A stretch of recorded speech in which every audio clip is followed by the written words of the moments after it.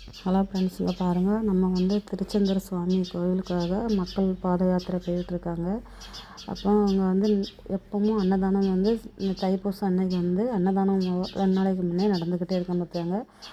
ஆட்டோவில் இந்த மாதிரி எல்லா இடத்துலையும் கொண்டு கொண்டு கொடுத்துட்டே இருப்பாங்க. வெஜ்ஜு பிரியாணி, தயிர் சாதம், இந்த மாதிரி சாம்பார் சாதம் எல்லாமே கொடுப்பாங்க.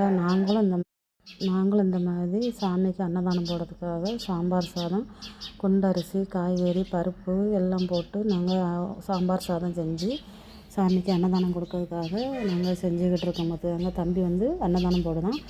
அப்போ வந்து நிறையா சாமிமார் நடந்து போகிறவங்க அதில் உட்காந்துருக்காங்க. கடையில் உட்காந்துக்கிட்டு சாமி சாப்பாடு சாப்பிட்றதுக்காக வெயிட் பண்ணிகிட்டு இருக்காங்க. சாப்பாடு செஞ்சு முடித்த உடனே அவ்வளோ கூட்டங்கள், முருகர் புண்ணியத்தில் அவ்வளோ வரும். 5 நிமிஷத்தில் சாப்பாடு காலி ஆகிட்டு வச்சாங்க. முருகர் வந்து சாப்பாட்டுக்கு வந்து ருசியும் மனமும் கொடுத்துருந்தாங்க. அந்த மாதிரி அவங்க எல்லாம் சாப்பிட்டுட்டு தம்பி ஆசீர்வாதம் பண்ணாங்க. இது பிடிச்சிருந்தா லைக் பண்ணுங்கள்.